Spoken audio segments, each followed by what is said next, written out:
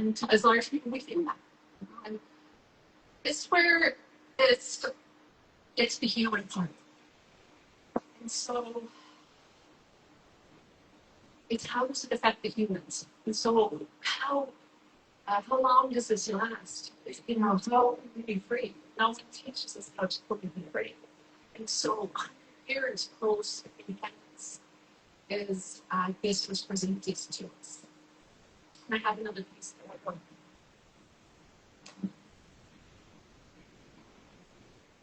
How far have we come in the past 100 years since achieving the Irish Free State, building the Irish Republic, and restoring the dignity of Ireland? Having decolonized our lands, it's now time to decolonize our hearts and minds. It's time for healing.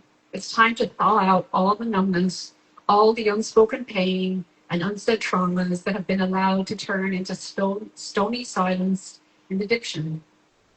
This will truly be the hardest thing any of us Irish people will do in our lifetimes. Not just because the sheer immensity of the pain, but it's compounding by successive generations of priests, parents, teachers, and leaders who have went through it with us. This is what intergenerational trauma is. It's like PTSD that we've inherited, but we don't have the originating event, yet it is in our bones, in our blood. Pulling this pain into the present, from the past into the present day, requires great emotional courage. And just in case we doubted we were ready, God brought before us to witness in real time so that we couldn't look away. We can't go back and save our ancestors, but perhaps we can stop it happening to anyone else ever again and finding healing in this way. And that's really been it's been a bloodletting. I don't even know where that word comes from, but it's been an acknowledgement of our own pain as we bear witness to what's happening in Palestine, and us getting to stand for those people has been hugely important to us on a personal and a national level for our hearts and our psyches. And we look at Irish and an Irish American, and in Ireland has stood out as that country that did speak up. When the rest of Europe and the rest of the Western world, the white world, was going along with all of this, Ireland didn't speak up. And we were so proud of our Irish government and Irish people and our activists and all of that. And it has been hugely cathartic for us to be able to voice that. And then, what else do I want to say on that? Is, then we come to Irish Americans. And so that's been a little more mixed. There's the Irish Mafia, right? Where Irish people travel together. And have you heard the term Irish Mafia? Yeah. And so it's where you'll find one, you'll find them all traveling in packs. And how does that happen? And it happens because when you take away everything from people, all they have left is each other. And so Irish people really stand strong for each other. And this has been so important, so significant to be able to stand with each other and with the Palestinians. When Irish people travel, when Irish people get born, when they're leaving Ireland, coming to America, it's like, don't try the Guinness. So Guinness is, the black beer with the creamy head on it. And so they're like, whatever you do, don't try it. It's watery, it's not good. Now, I don't drink Guinness, so I can't really comment. But this is very much told to people. Guinness doesn't travel well. And do Irish people travel well? Is a question that I've been sitting with. And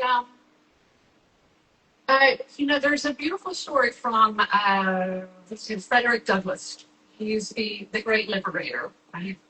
And so he went to Ireland. He had just written his book, and he kind of needed to get out of the country. He went to Ireland.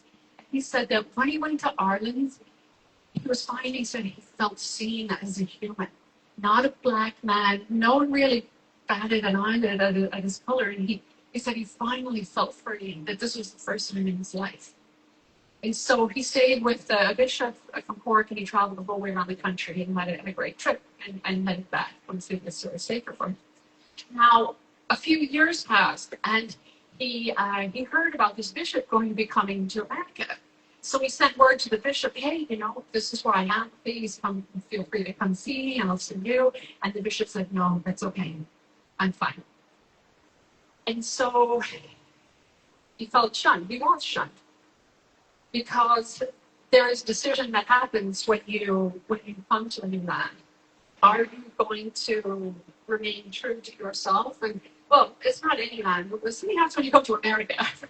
And that is, are you going to stay Irish, stay true to that, or are you going to become white?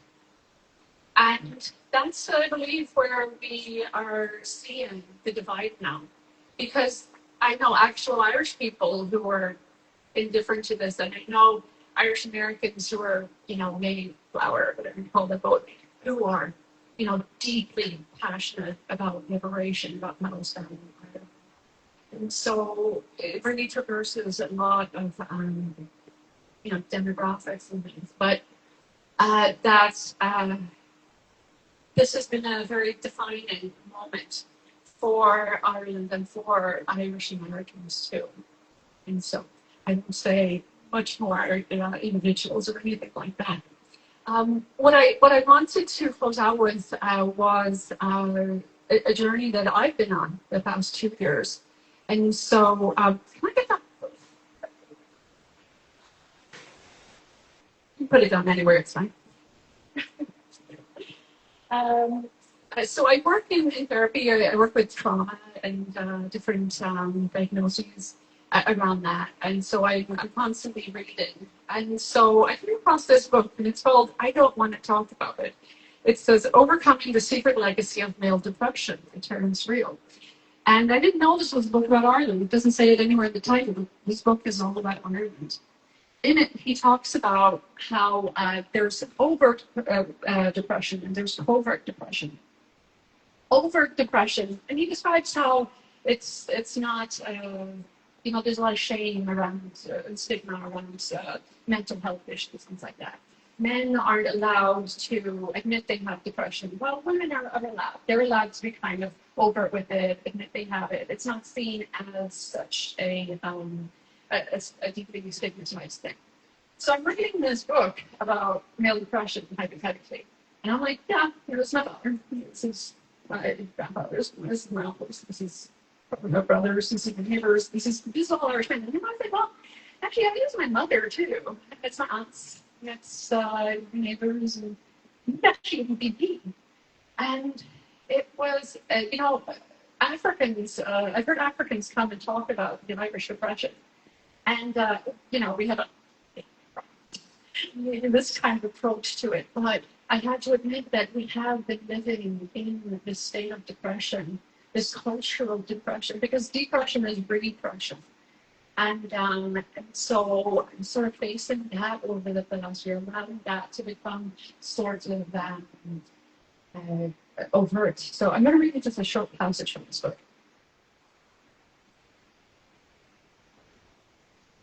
So in this book, he talks about his own personal depression. And where he says male depression, I'm just going to depression.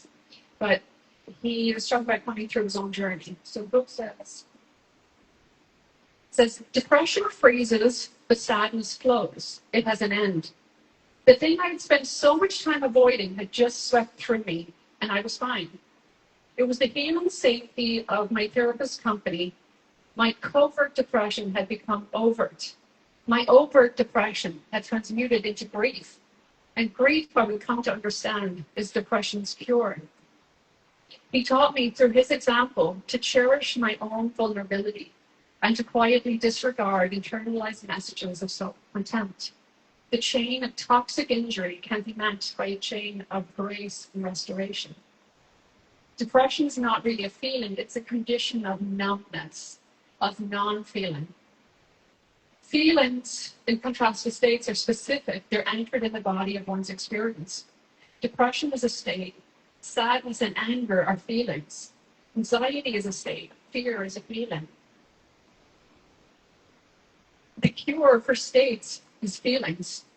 As I discovered that day, unlike states which tend to congeal, feelings will run their own course in due time, despite the often expressed fear that if one were to let oneself cry, one would never stop. Tears, in fact, eventually taper off if one lets them. Feelings are not endless, but our numbing attempts to avoid them can last a lifetime. And so, in that, I want to say that the grief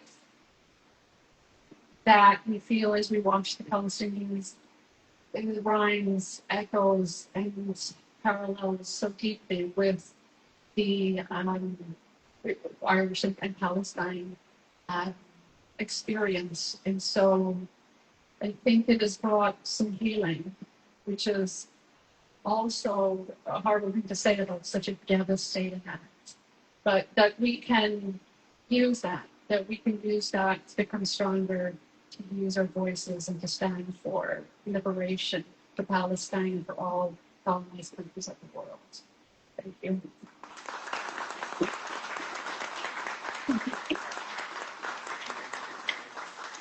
Yeah, yeah, let's do that.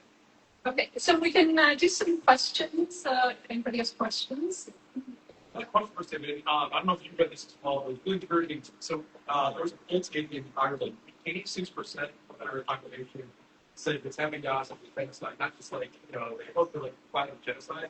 Right now in America, there's polls like 3 and maybe. So that's encouraging to see these, like the vast majority of Irish population. You're saying too, it's like Irish Americans, Irish felt that way. See that, like almost 9 out of 10 Irish say like this is a violent genocide. Like, that's really good. Fearful. And so 86% of Irish people saying it's a genocide for about 30% of Americans in general. And I think you have to be on the receiving end of genocide, oppression, colonization to allow it in. Otherwise, the facade is there, the schooling, or what you learned in school, America's great, America's the exception. America would never do that. America's allies are really important. We must do this, we have to do it. And so there's so much programming that stops people being able to see clearly here. They don't have any time, Ireland. Yeah, not yet, but probably on the way. So I had a question. I had heard that Ireland was also with South Africa during apartheid, that they were also there's a connection there, and that Nelson Mandela actually went to these 2 Irish ladies who started the whole thing. Yes. And it's called the Breakthrough. Yes, something I don't know if you could tell us more about that. Okay, let me see if I remember the details correctly. But there was one of the big national grocery chains, and 2 women there said, "We're not handling these orange from apartheid South Africa. We're just not doing it." And then lots of people also started to say, "Oh yeah, we're not doing it." And then it started to spread around the country. And from there, then I don't fully remember the rest of the story, but it expanded way beyond them, way beyond their store. And two women just said, "I'm not touching it, I'm not doing it." So every act, no matter how small, you don't know how these ripple effects are going to happen. Thank you for bringing that up. That's a great story. What was the big Angel's name that you said that was responsible for starting the Messiah? Yeah. His name is Frank Kitson, I believe. And so his book is Gangs and Counter Gangs. And so he found that, if you're going to traditional war, it's expensive, guns, all of that kind of thing. But all of the infiltration, when you capture someone, turning them into an informer, he found that was way more effective, cost effective, and didn't make them appear as violent because they were enacting the violence then on each other. Other strategies were to sow division between insurgents and the population so that they would be isolated. Even if we think about now where, I think sometimes Israel has become like the new communism. It's like, which side are you on? It's like, you know, and everyone's scared, but scared to say no, scared of repercussions if you're like against it or things like that. And so, yeah, he started all of that. The reason I ask is because I don't know, people know, but they feel against the party leaders that are, opposed to their, good ideology, but they also tend to target leaders that on a smaller scale, that, disrupt, organizing on the ground level. But specifically, in a conflict, but like specifically targeting Christian Palestinians, and blaming Muslim, blaming Muslim specifically if so historic. Yes. There's sort of like historical examples of that, and when you were saying that, like, it's not like that. Yeah.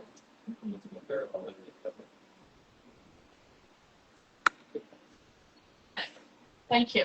We can more about the power of data. Yeah. Yeah.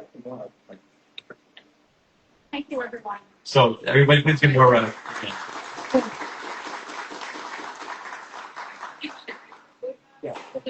I do think maybe one of the most important lessons is the grapefruit boycott, which was when women in gun stores in Dublin decided not to handle the Irish grapefruit. If folks have not checked it out, Sally Rooney, who is this really wonderful, renowned Irish author, has a speech on this. And she talks about, I think it's fundamentally about the question of solidarity, right? And she talked about, of course, the gun stores workers in Dublin did not bring down apartheid South Africa. But it talks about her own agency and standing in solidarity with other folks. And it did have a big impact. It was a multi-year strike where they refused, they were disciplined. They were kind of laughed at initially. It did not catch on for a while. It was a very hard struggle for these workers in Dublin that took a risk, right? And she said, I think Sally Rooney, again, does a great job describing it was not these workers that brought down apartheid South Africa. It was the folks organizing on the ground there for their own liberation. But standing in solidarity around the world did bring leverage, did bring sort of pressure on the South African government to be accountable to this, and that our economic power is power that we have to fundamentally understand. And so when we're thinking about the questions of solidarity, it's a question of stepping into some risks that we're willing to take, and it's also the question of how we collectively build those connective tissues across people so that we can bring additional pressure to bear outside of our own communities. But I think it is really important. The dump store question, I think, is definitely worth checking out Sally Rooney's comments about this. And she speaks about, in her own small way, making that decision to sign on as an author for BDS as a result of this. And she said it was belated, but that she ended up doing this. And it was really, she said, in homage to the lessons learned. And she said, at the time, folks were not saying these are really heroic folks, but in Irish history now, these women are looked at as being real heroes in the story of Irish history. And so I think that there are real lessons to be learned about that. So with that being said, we're going to begin to transition into our panel discussion. So we have 3 esteemed panelists, but I also see some folks standing. So I wanted to let everybody know we have 4 seats in the front here, next to me. So there's 4 seats empty in the front, and then there's also a couple couches in the back. So please feel free to get comfortable. If you want to make a quick pit stop and grab something to drink, feel free. And then we'll get everybody back here in like 1 or 2 minutes. So yep.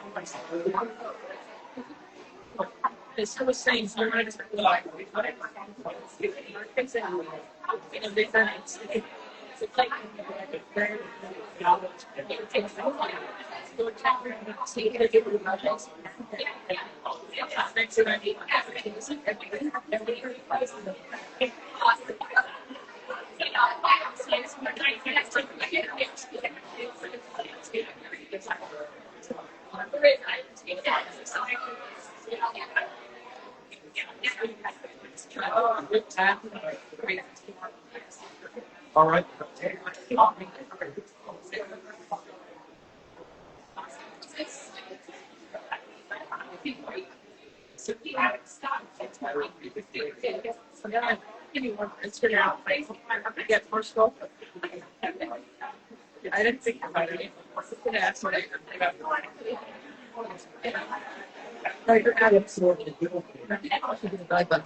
I want to, but I'm like scared. Don't be scared.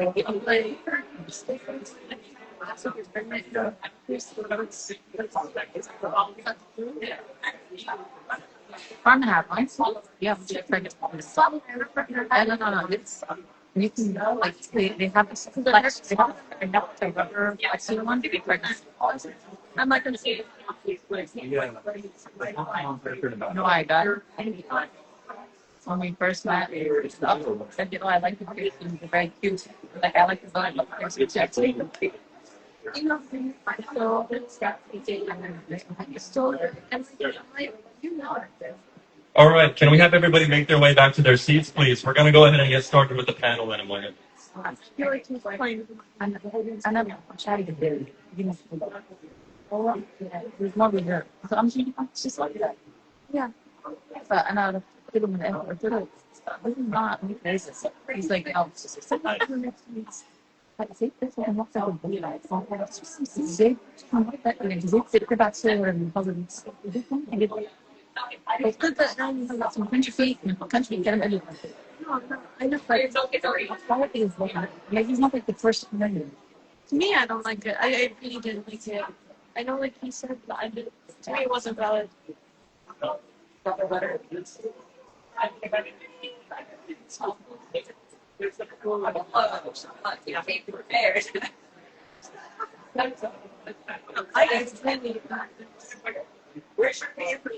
I hope everyone's having a good time and enjoying the refreshments and the baked goods. Please make your way back to your seats. You can bring them with you. And we're going to get this panel off a good start. Again, thank you guys for, being here and for listening in. This is the most exciting part for me. I'm going to be taking some notes on my phone. Are you ready?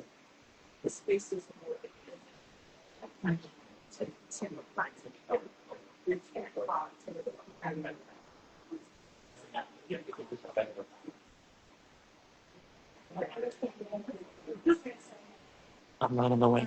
and welcome everyone. My name is Isra and I'm with AMP. I actually had the pleasure of visiting Ireland last summer and I was really sad to come back because I could stay there forever. But I have the honor of moderating the panel today with our wonderful speakers. Of course, we've already heard from Moira, and we have Dr. Shireen Nasser, who is a daughter of Visit Palestine, an associate professor of psychology at Cleveland State University, and a community organizer with the Cleveland Palestine advocacy community and Moms Against Genocide. Her research focuses on anti-Palestinian and anti-Arab racism, particularly in educational institutions, and examines racism as a tool of colonialism. A widely published scholar, writer, and public commentator, Dr. Nasser combines her work as an academic, organizer, and mother to advocate for justice and challenge the erasure of Palestine. And of course, we have Nora. Nora Kelly is an ERISA attorney and lives in Cleveland's West Park neighborhood with her soccer-loving family. Nora is active in a number of local campaigns and organizations, including Flock No Cleveland and Northeast Ohio Workers Center and A Better Cleveland for All. Earlier in her career, Nora spent a decade helping build power for low-wage workers with the Service Employees International Union as both a union staffer and elected officer. Later, Nora directed the DePaul University Labor Education Center. Please join me in welcoming our panelists.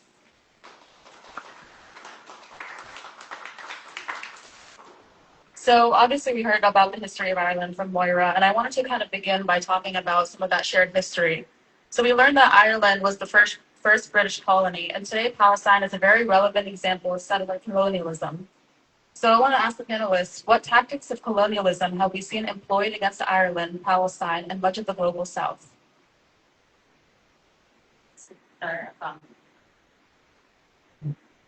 Hello, everybody. I'm so happy to see you guys and so honored to be on. I'm a little starstruck with the panel. Getting to hang out with these people is always a pleasure.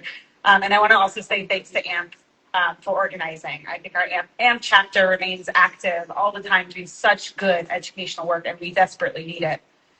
Regarding colonialism, as a person here on Turtle Island, I learned a lot of what I understood about colonialism from the occupation and the theft of these lands right here that we sit on.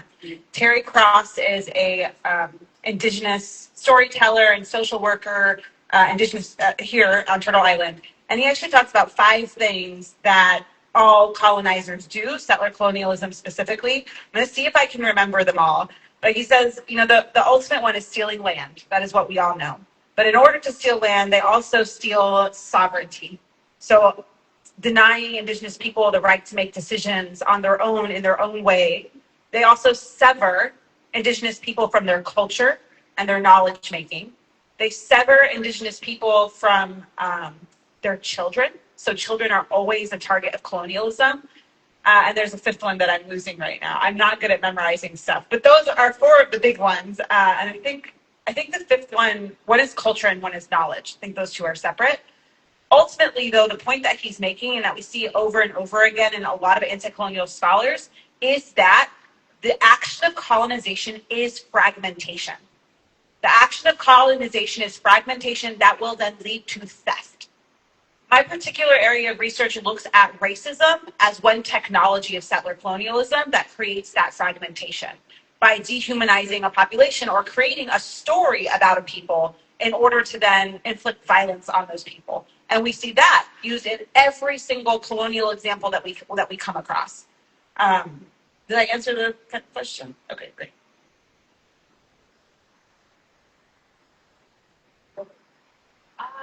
I was just going to say that the word colonialism wasn't really in the mainstream so much until these last few years.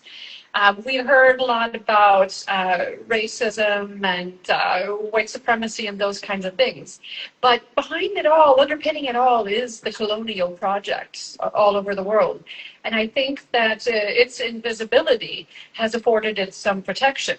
Because when you live through something, it's very different than when you learn about it. When you learn about it in the history books, you call it colonialization. But when you live through it, it's called terrorism, skirmishes, and all of these words to minimize or move away from that. But that we have put the appropriate language of colonialism on it and identified it as happening in real time, I think has been very important. Yeah, I'm not sure if this is exactly responsive, but I think underpinning all of this is the question of empire, right? If we think about what the British Empire did, and then we think about what the U.S. empire is inflicting on the world, I think at its core, colonialism is about empire, right? And with empire comes with exploitation, right, of people around the world. Thank you, everyone, for those responses. I especially liked how Dr. Shrivian was talking about like dehumanization of people, and we saw that with like, especially in Theodore Herzl in his own diary, talked about the Palestinians as like the penniless population, and there was so much othering of the Palestinians and the Irish just to make it seem like the colonizers were doing something good. So I want to move forward a little bit and talk about your own experiences. What is your experience living as an Irish or Palestinian in the diaspora? How has the diaspora removed and distanced themselves from the experience of their homeland through integrating them into the West?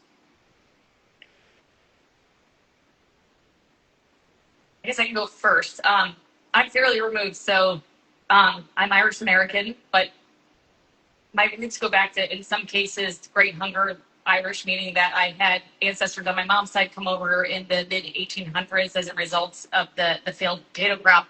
And more recently on my dad's side, having great grandparents come over. But as Moira said earlier, the Irish can be clannish and sort of stick together. And so somehow managed to continue to sort of pass down some of these histories and traditions. But I think in a real way, I think is a failure for us to learn our own history, right? Like, I think you will come across tons of Irish Americans that understand why their ancestors ended up here as a result of the potato crop, but don't understand that the English were actively exporting food from the island. And just to give you a sense, it is really hard to imagine this. I would say two things. One is that when the potato crop initially failed in Ireland, Ireland's population was about 8 million people. Today, Ireland's population is only about 6.5 million. It's probably one of the only places in the world that 180 years later, the population is less than it was at the time that the Great Hunger occurred. So just to give you a sense of the degree to which people starved to death and left is really enormous, and I think it still sees its impact. So, and then the other thing, I'll be honest, almost seemed unreal was being taught by my parents, but also doing some those typical school reports when you're kind of digging through stuff and seeing the caricatures of Irish people by the British folks with tails. Cartoons that seemed almost unbelievable that people would think that this was actually true. But when you see these depictions, there really is that sort of dehumanization, othering, almost to a point that it seemed comical, but it did catch, it really caught legs. And so I would just say, like, a failure to fully understand as Irish Americans our history, and particularly the questions of the British government's decision to be exporting food, while people were actively starving to death, I think is a key lesson that folks do not fundamentally understand, I think.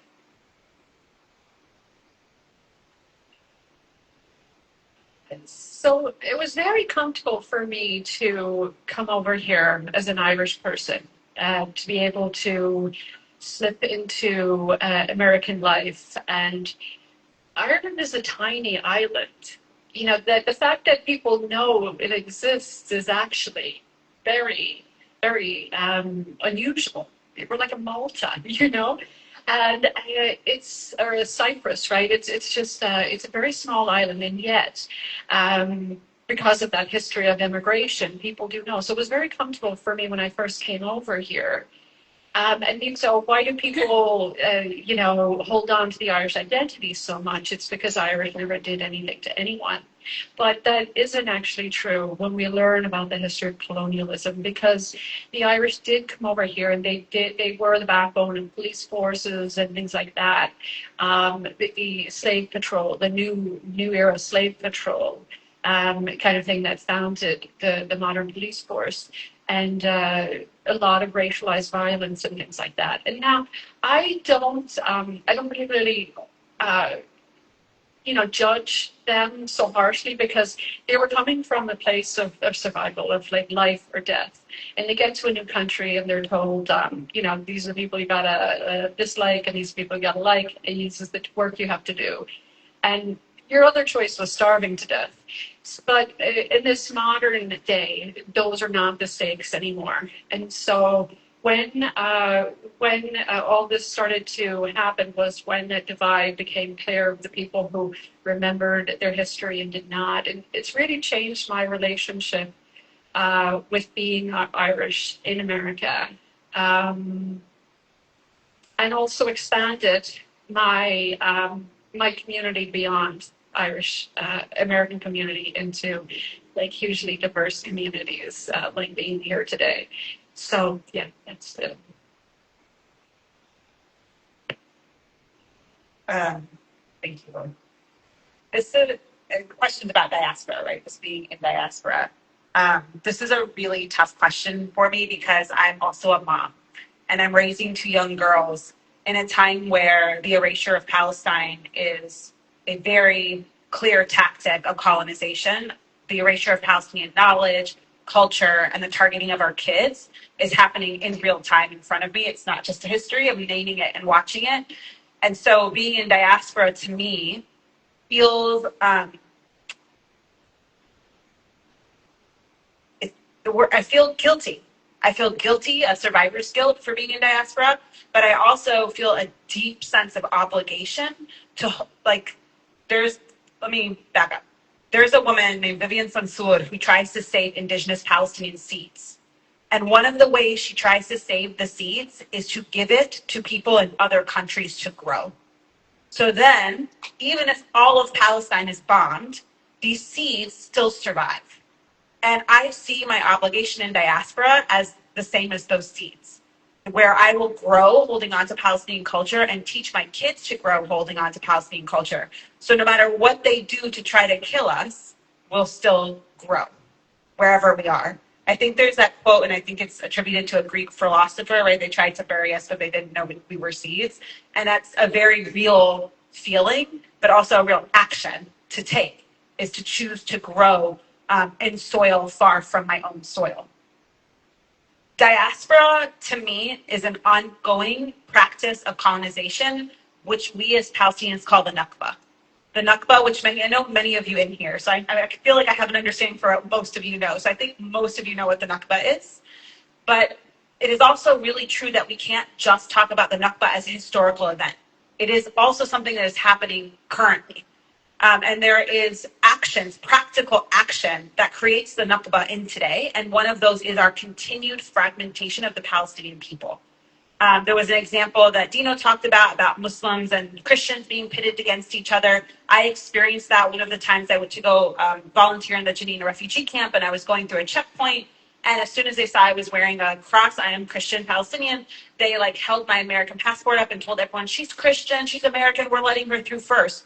And I'm getting passed in front of a line of hundreds and hundreds of men trying to get to work that have been waiting there since 4 a.m. So this is an active practice, is fragmentation psychologically. The other practice is fragmentation geographically, using the apartheid wall, using checkpoints. Gaza is still Palestinian, but you see so much of the world talk about Gaza like it's its own country.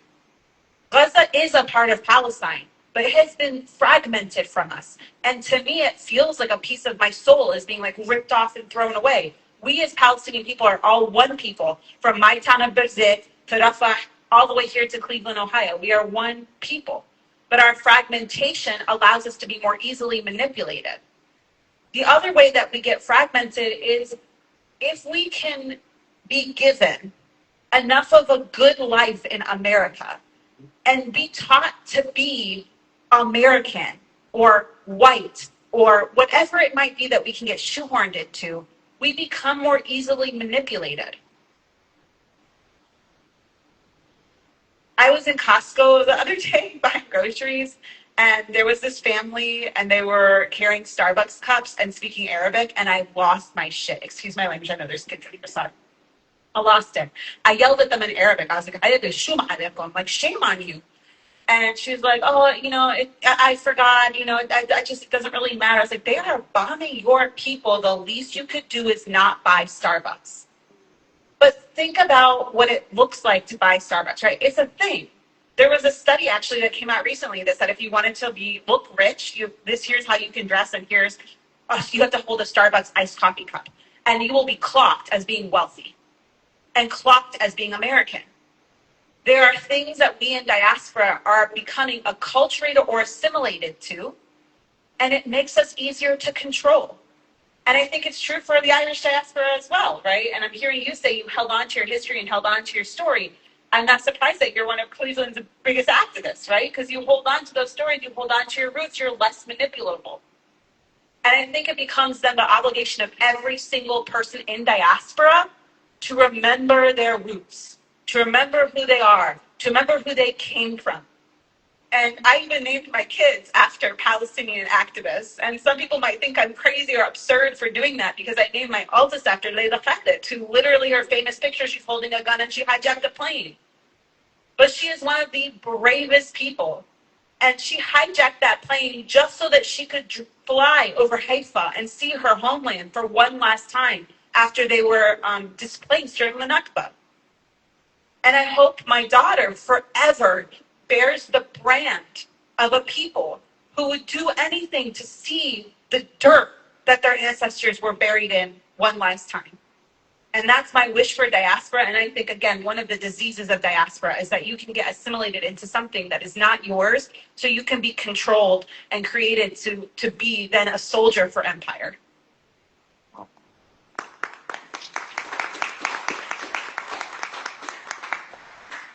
I think a very consistent theme we're seeing is educating ourselves and our children and not allowing us to just believe that protesting doesn't do anything, that educating ourselves is no, for no reason.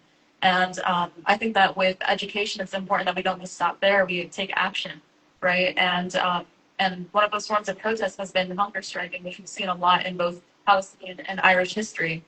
So the question I want to ask is that hunger striking is a powerful tactic of revolutionaries. What history is there in hunger striking in the Irish liberation struggle, and how do we see it used in the Palestinian struggle today? Well, I was just going to say that if you want to hack any Irish, they use 1981, the year of the hunger strikers, as like the password. I think everything in our house is 1981, the code.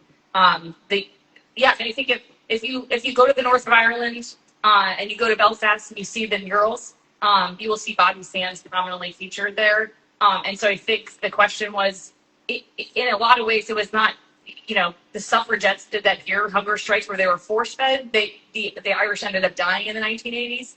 But I think it is one in which it brings the rest of the world into a fight that may not otherwise be. So it's a tactic, I think, that is one that brings people in beyond some of the other tactics that are, and humanizes folks in a way that I think is a really important thing.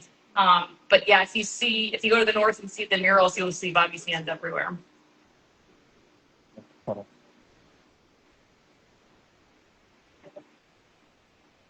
Yeah, I just want to also name, like Nora did, that hunger striking has been a tactic of revolutionaries and people who were refusing occupation, refusing assimilation for hundreds, thousands of years. I mean, hunger connects us to our bodies. Fasting is used as a religious practice, as a way to remember our physical form. So it absolutely is a show of our humanity. It also is true. When I think about hunger strikes in Palestine, I think of our prisoners who are really central to our movement.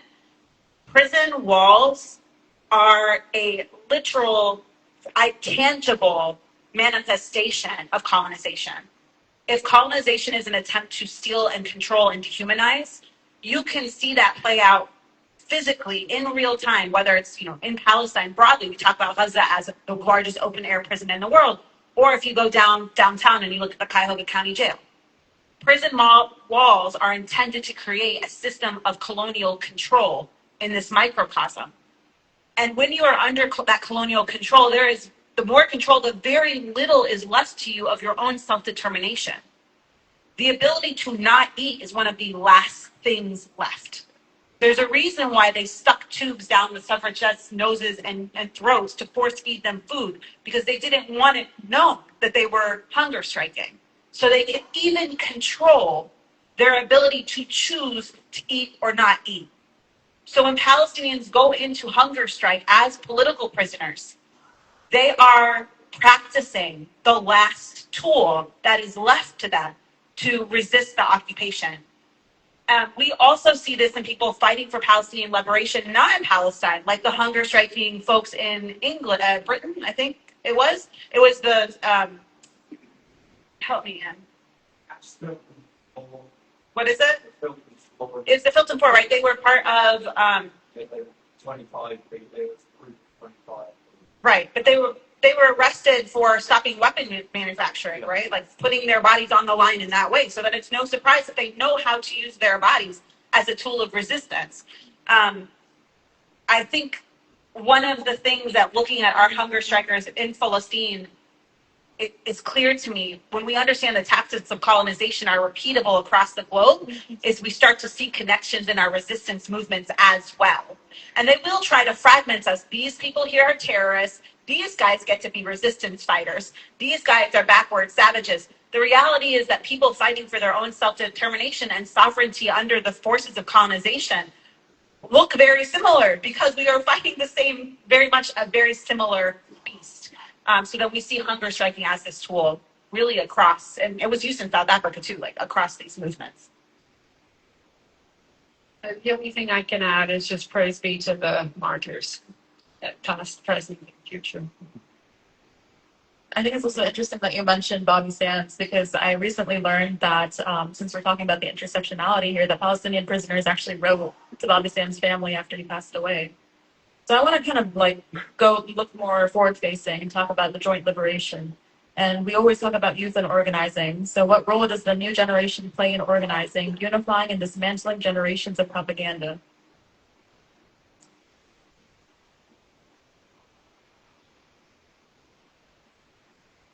I think it would sort of piggyback on what Shireen said. So I have a 9-year-old son, and I think a lot about what this means to raise a kid in this world and what responsibility we have as parents and folks committed to a different world as possible. And what do we do in a way that educates our kids and makes clear that we have agency and responsibilities in this fight? And so I think I think some of that is I tend to be really focused on some of the organizing, and I'm reminded how important culture is. And so we've been really careful.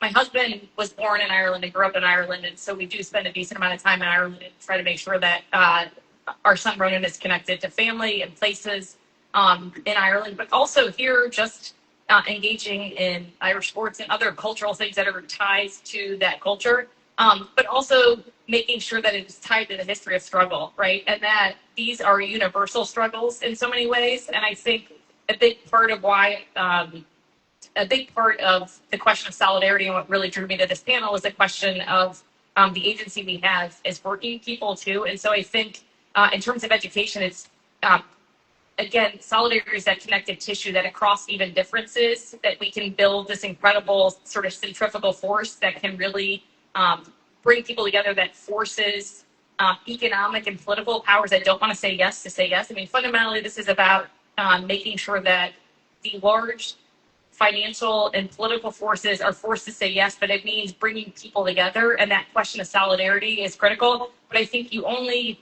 do that if you have people in action. So I think the key takeaway I would have is that I don't think it's enough to sort of teaching folks in a classroom is really critical, but solidarity is fundamentally about feeling stuff, right? It is feeling connected to other people. It is seeing the power of collective action. And so I think what we have to do is create those on-ramps where people are actually engaging and struggle together. And so that means doing that in economic settings, whether you're a worker and building a union. It means engaging in local fights against surveillance that are meant to sort of, divide us. I think all of those have to be fights that lead to like a greater fight. But I think again, some of this is also just being in action, and I think it's not to suggest that studying stuff does not matter. That is really critical, but I do think we have to be in action together. Yeah, I think all activism comes at a time where you can't not do it. It's when the cost of not doing it is higher than the cost of doing it. And unfortunately, we are being all pushed into that. I think, in particular, we have ecological breakdown and late stage capitalism. And those two factors, I think, weighing so heavily on the younger generations. How are they going to work? Where are they going to work? Even we look at, millennial as that generation who may never own their houses, things like that. And this is what is going to push people into activism. And there was an excellent documentary. It was called The Grab, and it studied. And they were talking about land grab essentially in the name, but they looked at all revolution throughout the world, and they said people will put up with a lot of stuff, but the thing that always precedes the revolution where people can't afford food, and we're practically there. There's stores with security tags on their meat, and I think the younger generations are inheriting this world that is becoming unfit for survival, and we're the ones who are passing it on. It was passed on to us in a rough shape too, but it has to be intergenerational. It can't be left to the next generation. It has to. We need elders as well as we need new people coming in all the time. And I didn't really grow up in activism whatsoever because Ireland was pretty peaceful and all that, except for the north and then the border and that. And so when I came over here, I was, I first, it was my first time to live amongst racism, and I found it terrible. And I tried to be an activist in it, but it really wasn't taking. And the reason I wasn't being effective is because my heart wasn't truly broken by what I was seeing. It didn't really occur to me yet that each of these Black men were someone's child, and each of these Black women, were loved so deeply by people. And Palestine broke my heart open and let me see the world in like everything in such a different way. And each new activist will have their heart broken. Each human, has their heart broken. But do they turn to depression or do they turn to action? And I think we all have a responsibility to be active in some way in welcoming, creating, building the communities that can bring everyone else in as they awaken.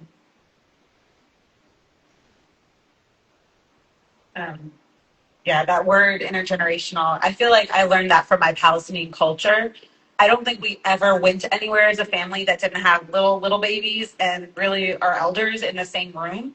How many of you have seen me with my kids? Yeah. I feel like Layla's more famous than I am at this point, and Samira too in her own right.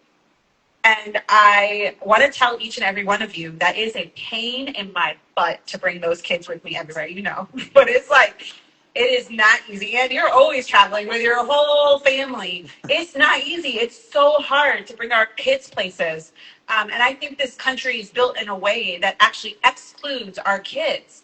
I was on a plane the other day and some lady turned around and was like, you better tell your kids to be quiet. It's not the first time that's happened to me. And all I could think is this country hates children. Because most colonial states do.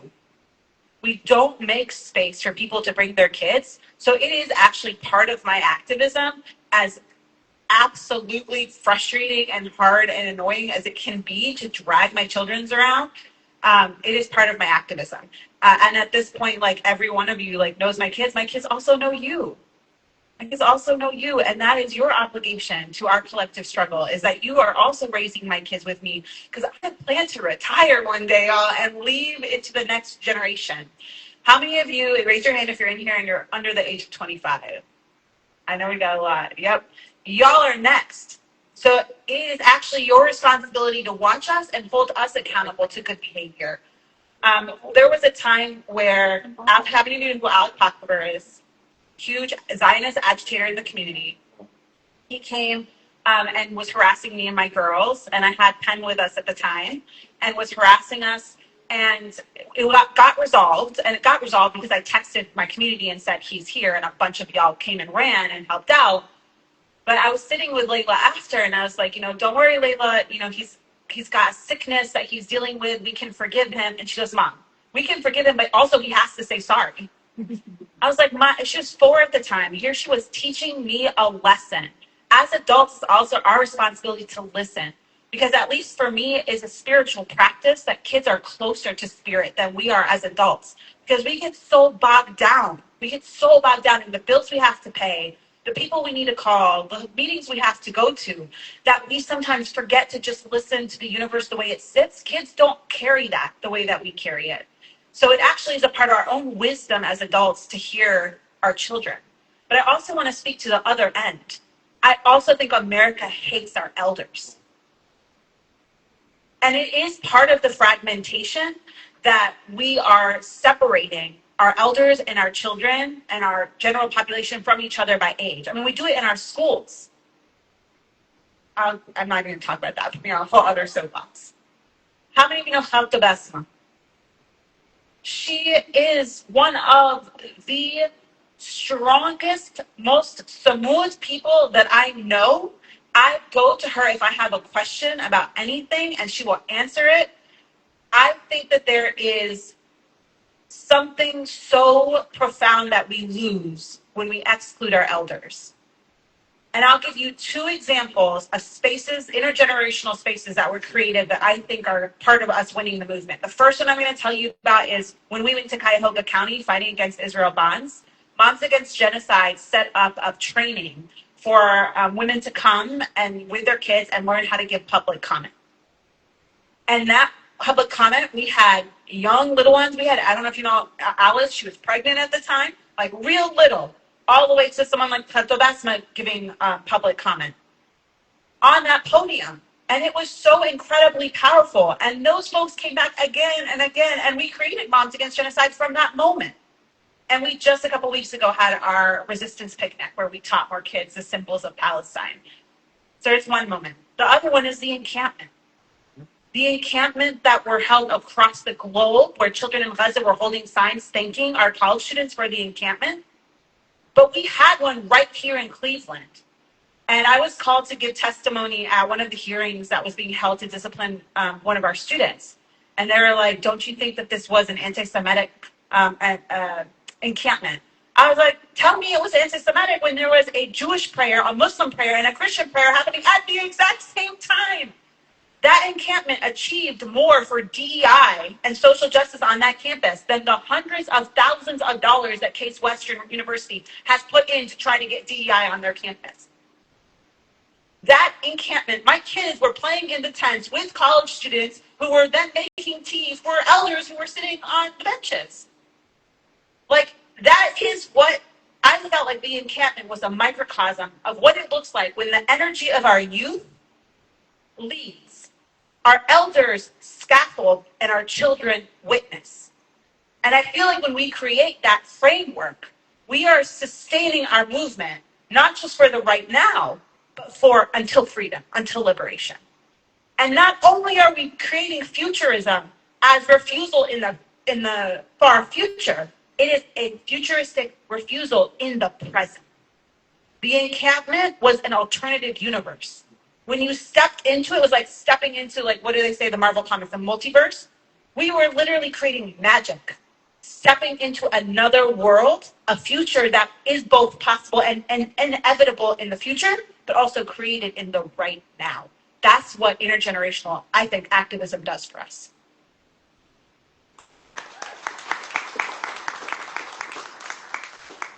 As someone who's like part of the newer generation, I can attest that we have a lot of passion, but we lack the experience and the wisdom. And sometimes I would say, like you were saying, the intergenerational, right? That we sometimes need like the benefit of the unburdened minds of children, and we need to, channel that passion even more, and then draw on the wisdom from our predecessors to make strides. And I believe we touched on this a bit, but this is more of an actionable question. How can Palestinians and Irish people in the U.S. resist the machine of imperialism and avoid being sucked into the machine? And how can we decolonize our own minds and those of our families and communities?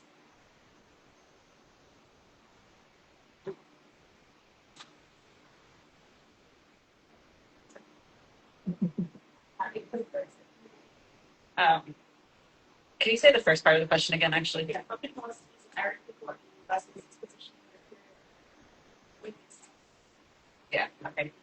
I think I've been thinking a lot recently about Frantz Fanon's work about the psychic injury of colonialism and settler colonialism, a lot about fragmentation. I think Nora, you kind of said this. I think solidarity is an action that we take in the right now by fighting together in order to build something together. So I'm constantly asking myself, what is the routine and the habit of mind that I have, and how do I break it? Because I think it's really easy to be guided by our comfort. When we think about the way a river flows, it's going to find the path of least resistance. Our brains are going to do the same thing. And sometimes, that's okay. Like if I'm listening to a certain kind of music or I'm not feeling it this day. But when it becomes a habit over time, it becomes harder and harder to break. That's how we get siloed. So I'm always asking myself, like, where is my comfort, and what can I do today to kind of like break my comfort zone a little bit?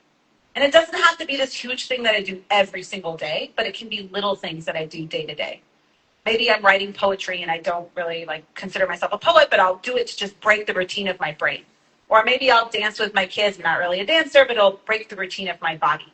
Or maybe I'll go to an event I wouldn't normally go to break the routine of the way that I think. So those, I think, are actions that are really important. And then could you say the second part of it really quickly? Sorry, there was another thought. Yeah.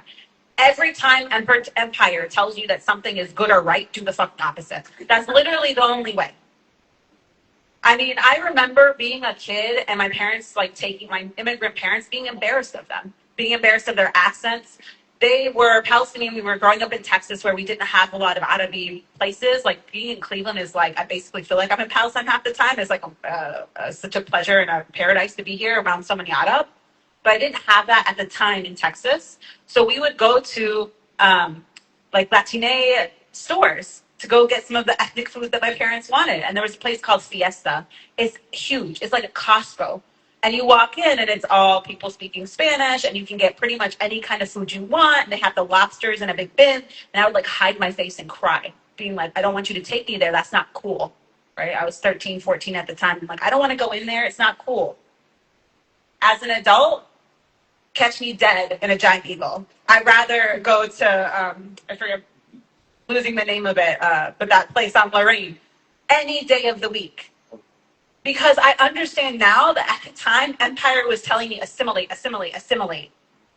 And just because I'm a little bit of a mischievous person, I'm glad that I was always asking questions about that. But every single one of us is going to have places in our life where it's just easier to assimilate. Where can you make sure that you're rooted in your values and that you are being true to those values and not true to the story that Empire is trying to sell you? I think that's part of decolonization. Reading, read as much as you can. Read people who feel hard, who feel dense, who feel different than the way that you think. Read and reflect. I think that keeps our minds open, but it also is a way to refuse the fast kind of news cycle that they're trying to push on us, the 2-second clip, the 1-minute conversation. I think social media has done so much for us by exposing us to independent media and breaking kind of the hold of the media conglomerate on our knowledge. But let me tell you, when you read Frantz Fanon, it puts so much context on that 1-minute clip that you saw on TikTok that allows you to think broader and makes you less susceptible to manipulation. Yeah, I remember reading Frantz Fanon and getting really angry. Like just the entirety of reading that book. I was in a sort of a rage. And so what I would say,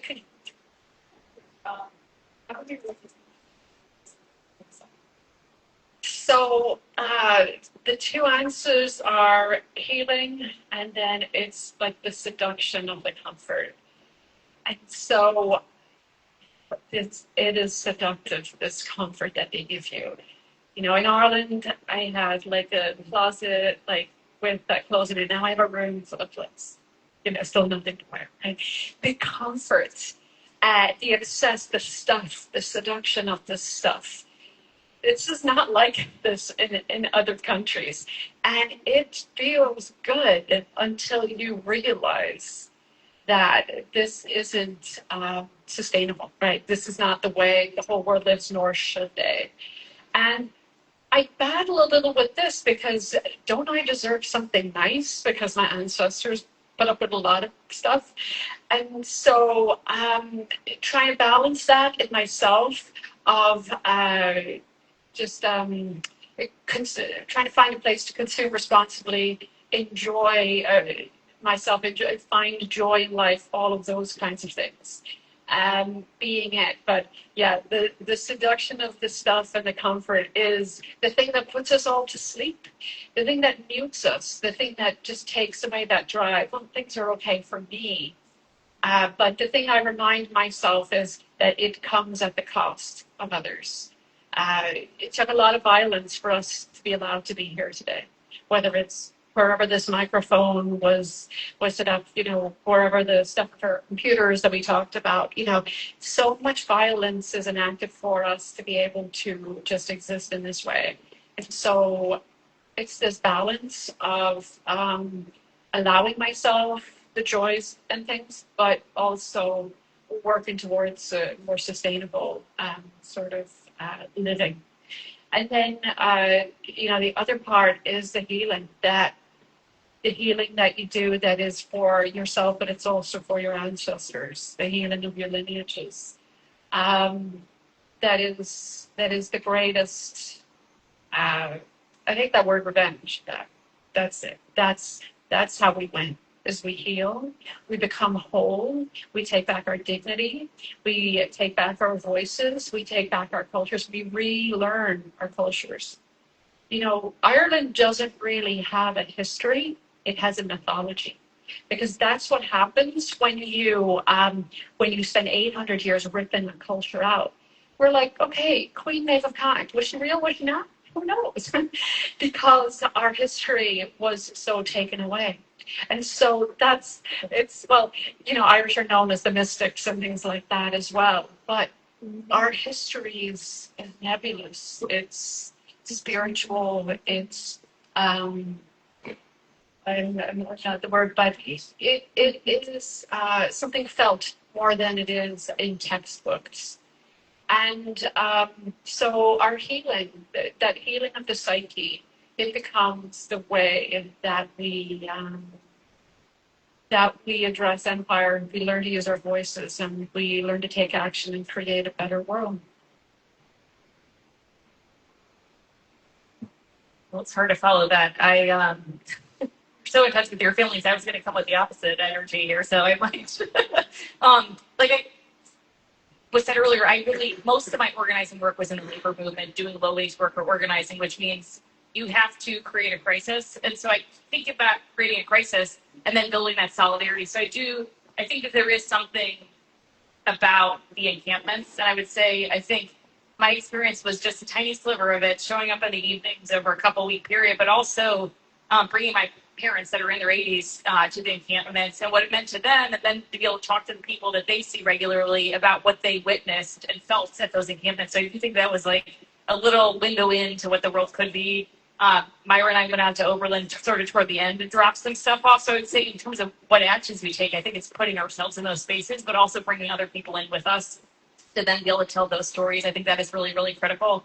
I also think just in terms of thinking about those on-ramps to bringing people in and to really sort of radicalizing folks on these questions. My husband and I have been trying to think over the last couple of years. We've been doing regular fundraisers for Heal Palestine, but having it have an Irish solidarity theme with my brother-in-law's traditional Irish band to sort of bring people in that would not normally be in those spaces, sort of say, how do we bring in Irish Americans and then tell the story of what is happening in Gaza right now? And so there are folks in this room that have been incredibly helpful in supporting those efforts, but trying to think of what are those ways in which we bring other people into the fold, and just sort of have to struggle and confront the horrors of what we are complicit in as a country, right? So I think that's really important.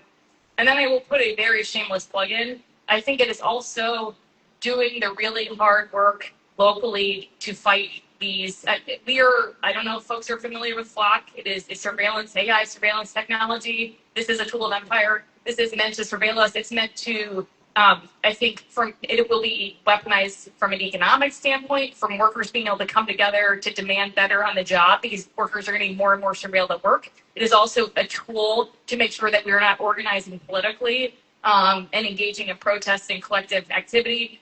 So I would just say, like, I think we have to be, and these are the same companies that are doing that are helping to implement the horrors in Gaza. And so, the early funder of this was Peter Thiel, who is one of the founders of Palantir. You have Mark Andreessen.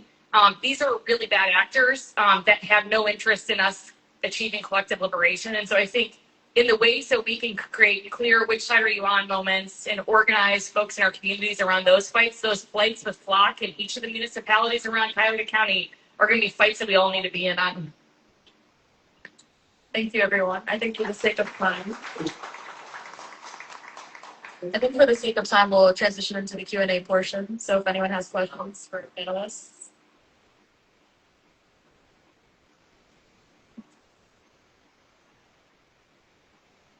I think it was fun. People. That's the thing. You are and you are.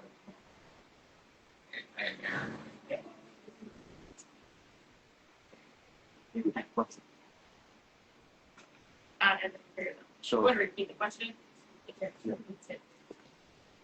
So I think the question, just for anyone who couldn't hear, was what do you say to those who would say that what you're doing and what you're talking about is in any way un-American? So that's the question, I think. I'll respond because I think I come from probably a point of privilege on that. I would just say, I guess, coming from a point of like, what is basic humanity? Like, I think that should lead the question. The question, like, that is a contested question, what it means to be American, right? I think we could just say, like, we are on the side of humanity, period, and that should be what's the starts and stops the question. I think that's really meant to gaslight and sort of, it's not asked in any seriousness, I guess is what I would say. And I think it's really incumbent on folks that are not in marginalized communities to really call bullshit on that, quite frankly, right? It shouldn't be the responsibility of folks that are most marginalized and most at risk to be calling that question. And I think, I also think we should take some of the key lessons of history. If we think about the fights of the abolition movement, if we think about the fights of the early labor movement, the civil rights movements, all of those folks were told what they were doing was un-American. And I think if we think about those moments in history, just as we talked about the dumpsters workers that wouldn't handle the grapefruits, those are the moments that should make us most proud about the history that we have. And I think we just always want to sort of harken back to some of those. And so those should be the guiding lights for us moving forward. I'm not going to say much as someone who's not a natural-born American citizen, but I think the opportunity is here to renegotiate what it means to be American. Add one more thing to it.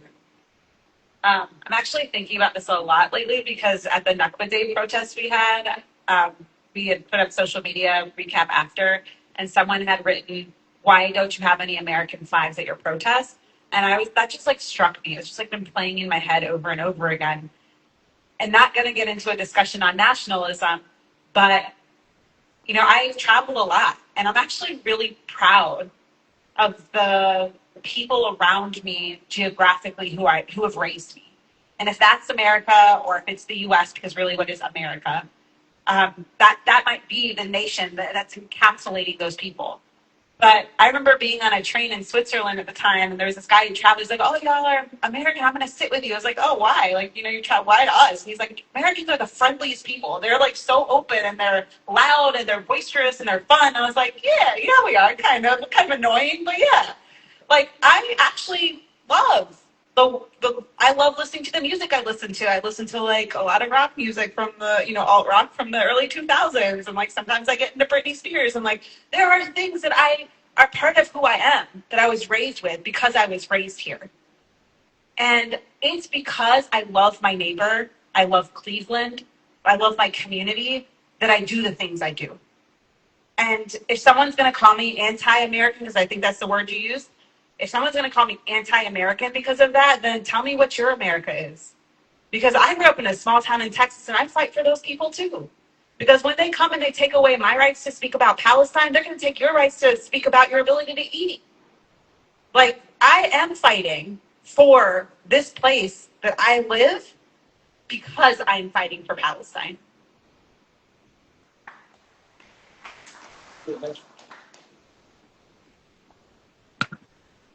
Go to see Professor Antoinette Sattler McDaniel tomorrow Zoom. Go to see Professor Antoinette Sattler McDaniel tomorrow Zoom. And Malabutsu Salani, something very important.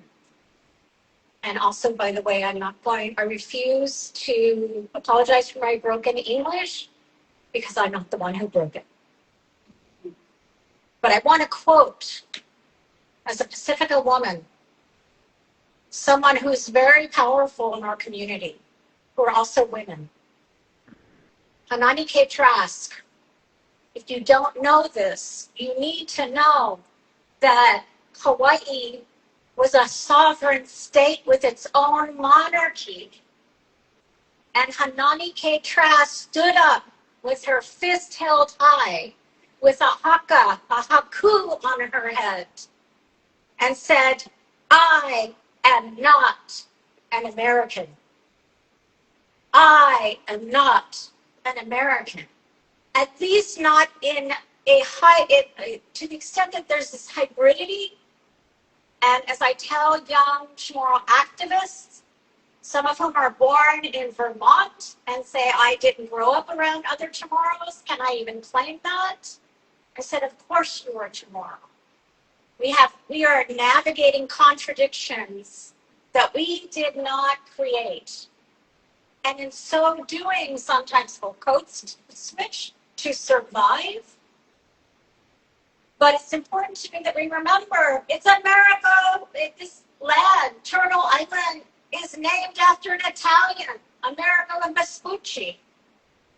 I come from an island where the first scholarly book I ever got to read about Guam, my culture, and I'm part of a militarized diaspora.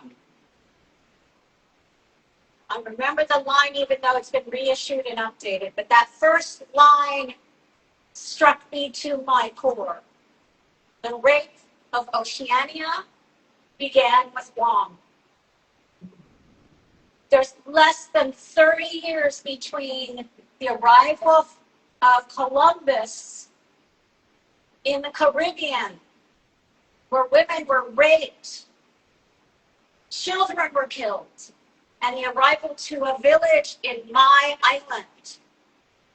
And it's so important. One thing I'd love to contribute, and I want to say as a former ethnic studies scholar, one of the best books, not necessarily in terms of how it was reviewed, was a comparative study of Native Americans and the Irish in Ireland.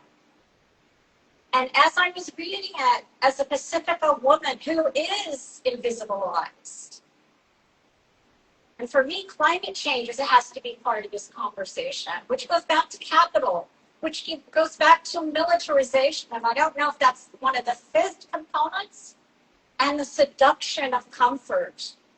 The majority of my people have lived through so many wars as soldiers.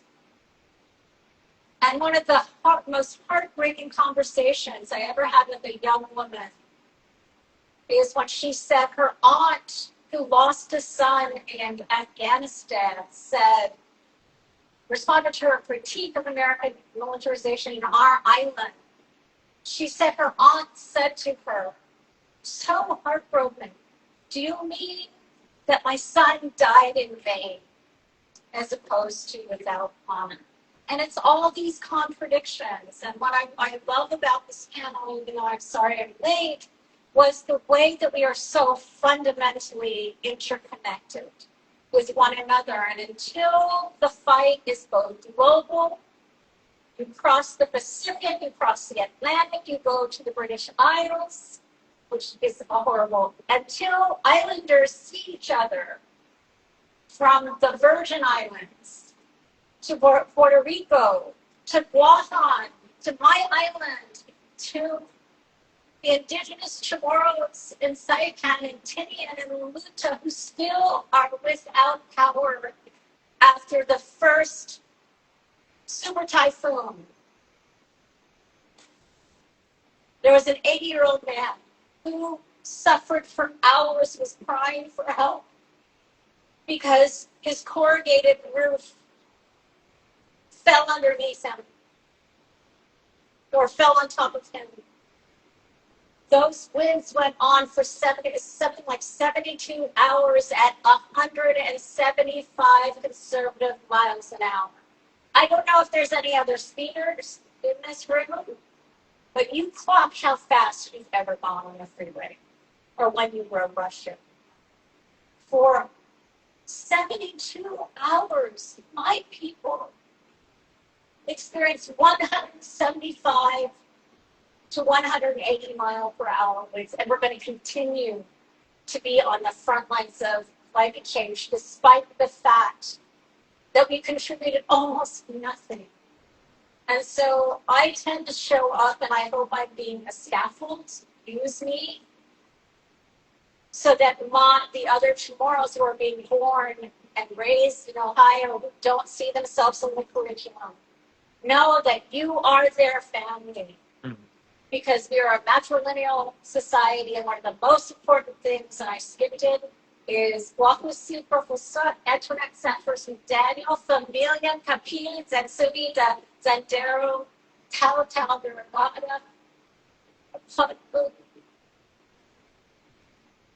Sandarita Haga. And what I just said, which I know a lot of indigenous people do, I introduced myself according to our ancient protocols.